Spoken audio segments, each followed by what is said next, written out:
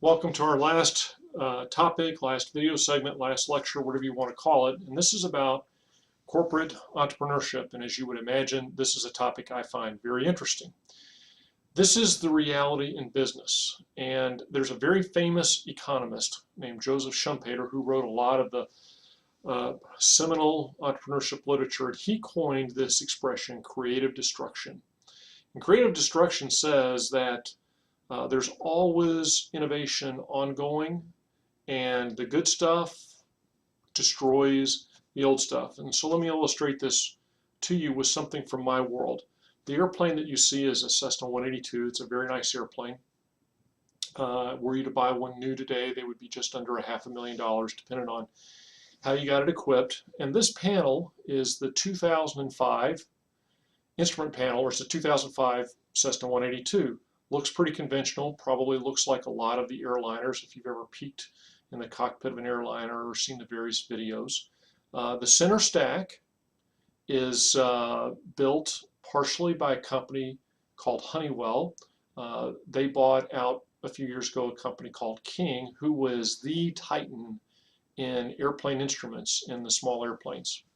The box on top is a Garmin box. You're familiar with Garmin because of all of the car GPS navigators. Actually, Garmin got its start as an aviation company. Garmin comes from the first names of the two lead innovators. One's Gary and the other is Ming. And so they came up with the Garmin, and they both worked for King. So they left King to start this new company called Garmin, and they were going to specialize in GPS in airplanes. And obviously they've gone to lots of things since then. This is the 2005 version. This is the 2006 version. All of that stuff in the middle, all built by Garmin. King, now Honeywell, as an entity, virtually has disappeared from small aviation cockpits. And that's that idea of creative destruction.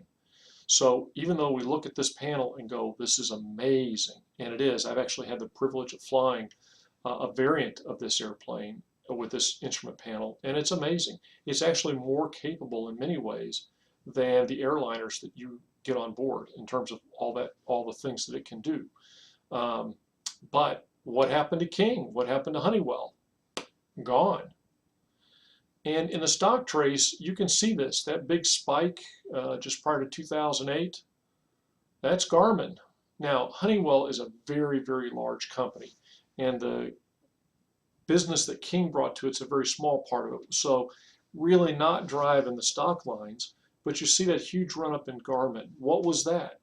That was the rise of the car GPS and Garmin's domination of that market.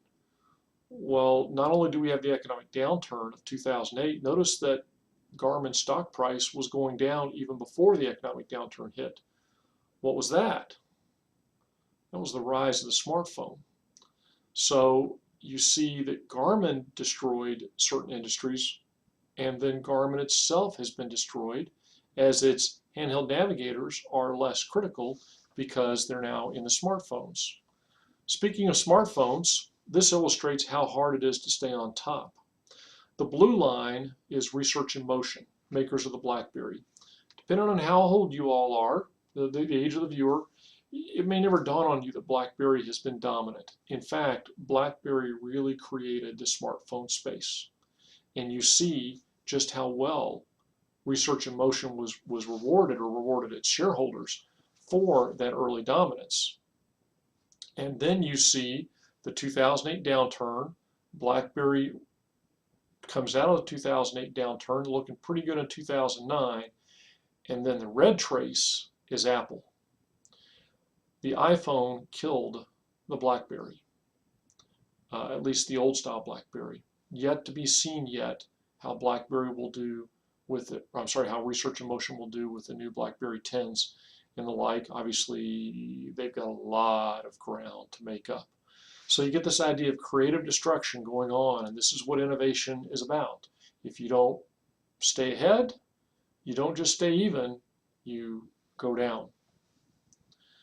So what I want to very quickly do is what I call an undergraduate review of innovation, because The textbook, like all textbooks, gives you a really good discussion of the basics of innovation and why innovation is. The answer to the first question, obviously, duh, good.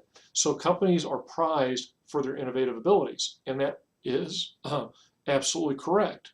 Now, innovation can be, and the answer is all of the above. We as customers are very focused on product-oriented innovations. We are not turned on necessarily by process-oriented innovations. What those often do is they dramatically reduce the cost of production. So in essence, you could say in many cases, a process innovation can become a part of a cost leadership strategy where you can do things much cheaper, much faster, something like that, that usually drives out cost, but it also may change the quality of the product to the customer. Likewise, innovation can be incremental or it can be radical. If you look at, for example, a lot of Procter & Gamble's products, that's relatively incremental innovation. So I was just reading an article recently about laundry soap. So where did we start with laundry soap? We started with it in powder form, and then it went to liquid form. And now the big thing is these pods that are pre-sized, and P&G's been a leader in that. Still laundry soap, but different. And then you have the radical innovations, and you could say that is an example of that is in the smartphone business. So this idea of being able to get email on your phone, wow, that was amazing. I mean, when people had a BlackBerry, the nickname for them was Crackberry because they were so addictive because you could read your email all the time. And I mean, it was such a huge status symbol. And part of what BlackBerry thought, or part of what made the BlackBerry special was the keyboard, because it had a really great keyboard. And then when Apple came out, now you're talking a radical innovation, video-centric, touch keyboards, touch controlled, relatively radical innovation in that product space, and you see what Apple was able to do with that. This next question is really critical, and there's no right answer. Innovation can, in fact, be top-down. In other words, you're going to work on these projects because they're strategically important to us. Likewise, it can be bottom-up. When you watch the Marissa Mayer videos, you're going to hear her talk about Google's approach to this and the engineers having the 20% time. They can be disruptive. This is like a radical innovation where everything that worked in the past no longer is good enough. An example of that, again, in my field would be for many years, airplanes were made out of wood until wood and fabric, until the right metallurgy techniques came along, and suddenly no airplane is made out of wood and fabric. They're all made out of metal. And now with the 787, you see wide-scale use of composites. So that can be a disruptive technology, particularly if you're a steel company. So it can be all of those things. And then the bottom question, innovations can be spawned too, but spawned internally, yep. In cooperation with others, this is a lot of the alliance strategies, and you see firms cooperating on R&D, and also through acquisitions, where, again, we go back to the Cisco case we looked at, where it was an acquisition and development kind of strategy. Right now, Google made the news. I'm sorry, not Google, Yahoo made the news. It bought a company called Sumly, whose business is about summarizing news articles through algorithms. And the reason it got so much news was because the entrepreneur is 17 years old, and I think they paid like $40 million for the company. So wouldn't we all like to be that young man? Here's a legitimate question. Big companies tend to be better at,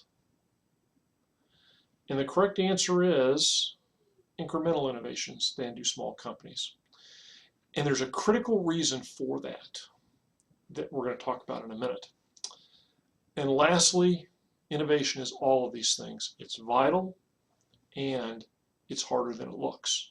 So what I've tried to establish with my undergraduate review of innovation is that it's vital.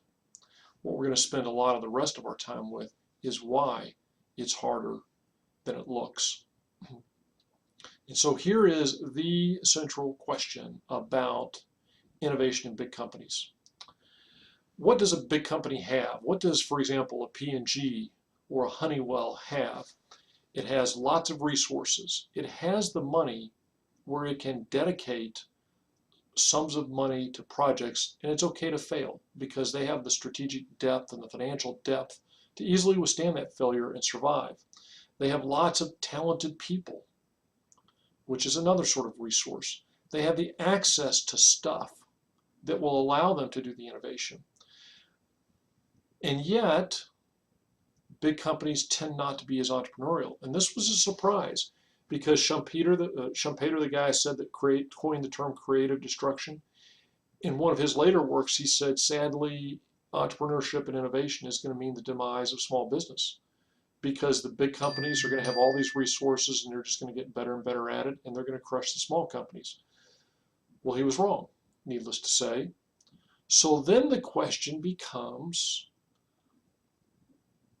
how do I change this situation? Are large companies simply dinosaurs doomed to die, or can we in fact teach dinosaurs how to dance? Well, that's something we're going to talk about in the next segment. See you in a minute.